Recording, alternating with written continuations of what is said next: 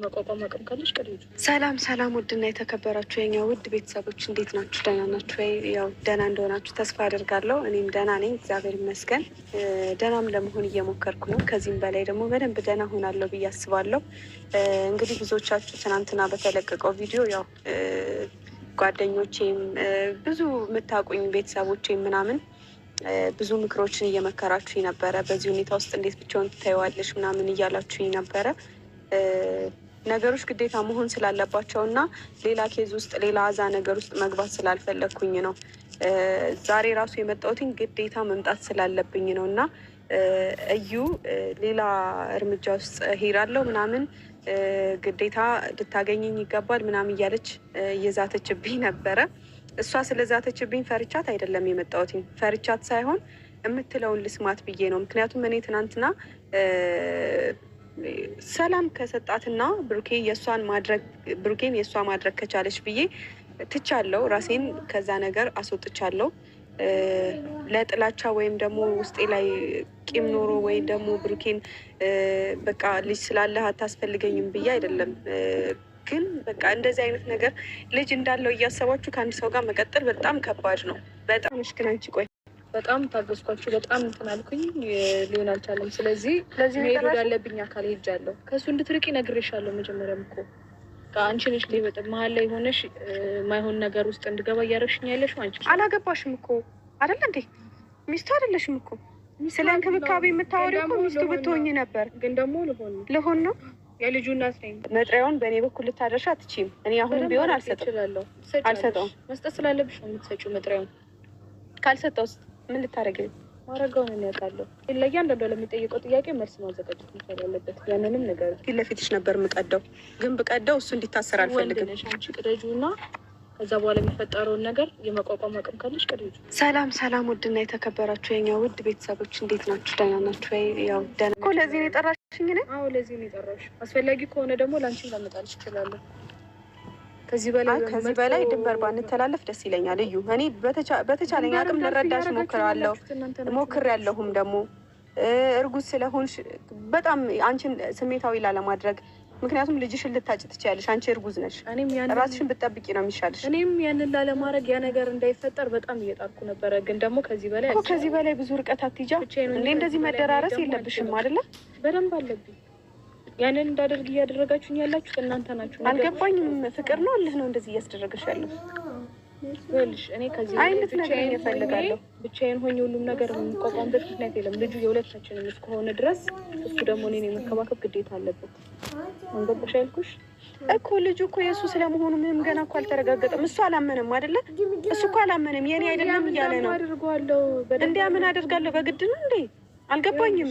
ማመን አልፈለገም አይደል? እስካሁን ድረስ ታግሼዋለሁ በጸባይ እስካሁን ድረስ እንዲያምን ብዙ ነገር። እኔ እኮ ግራ ገባኝ። ማንኛችሁን ልመን አልገባኝም። ልጁ የእሱ ቢሆን ለምን እስካሁን ድረስ ያላመነ ይመስልሻል? ለምንድን ነው ያላመነው እስካሁን? ልጁ የእሱ ቢሆን እኮ ያምን ነበር አይደል? ደንብ አድርጎ ያውቃል። ለምንድን ነው ያላመነው? ደንብ አድርጎ ያውቃል። ግን ደግሞ የሚያምንበት ቀን ደግሞ ይመጣል። ያ ቀን አይቀርም። እዩ ከዚህ በላይ ብዙ ርቀት ባንጓዝ፣ ብዙ ነገር ባንደራረስ ደስ ይለኛል።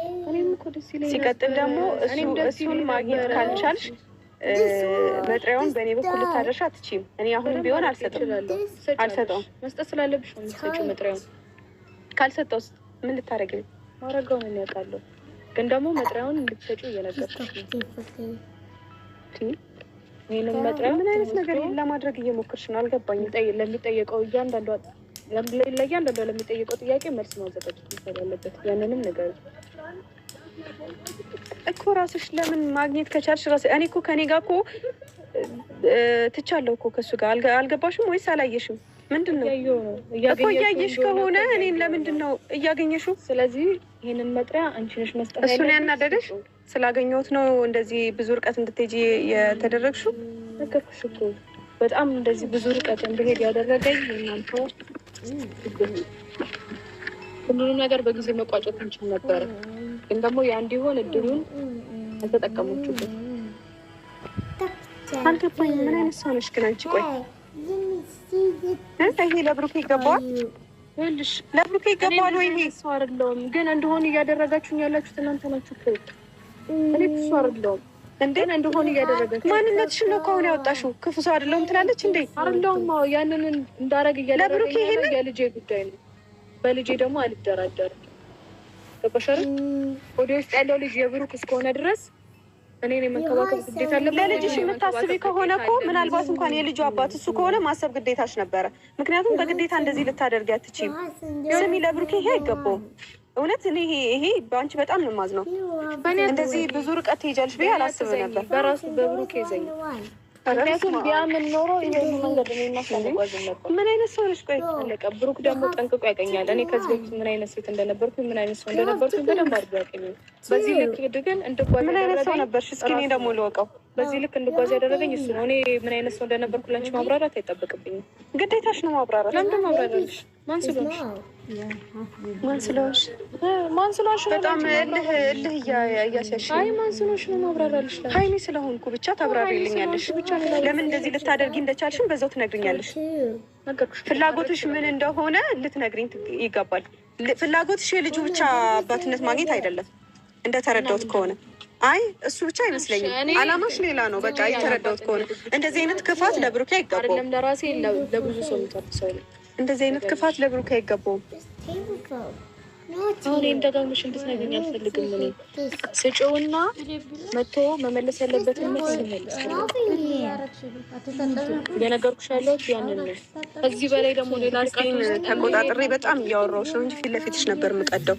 ግን ብቀደው እሱ እንዲታሰር አልፈልግም። አንቺ ቅደጁና ከዛ በኋላ የሚፈጠረውን ነገር የመቋቋም አቅም ካለሽ ቅደጁ፣ ችግር የለም።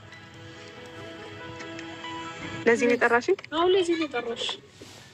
ይሄንን ነገር መቷችም እኔ ከዚህ በላይ ምንም ልል አልችልም። እኔ ከዚህ በላይ ምን አይነት ትግል መታገል እንዳለብኝ እራሱ አላውቅም። ምን አይነት ነገር ላድርግ? ራሴን እየጎዳው ከብሩኬ ራሴንም አርቄ ይሄን ነገር እንኳን ማስቀረት ካልቻልኩ ምንድን ነው ማድረግ ያለብኝ? አልገባኝም።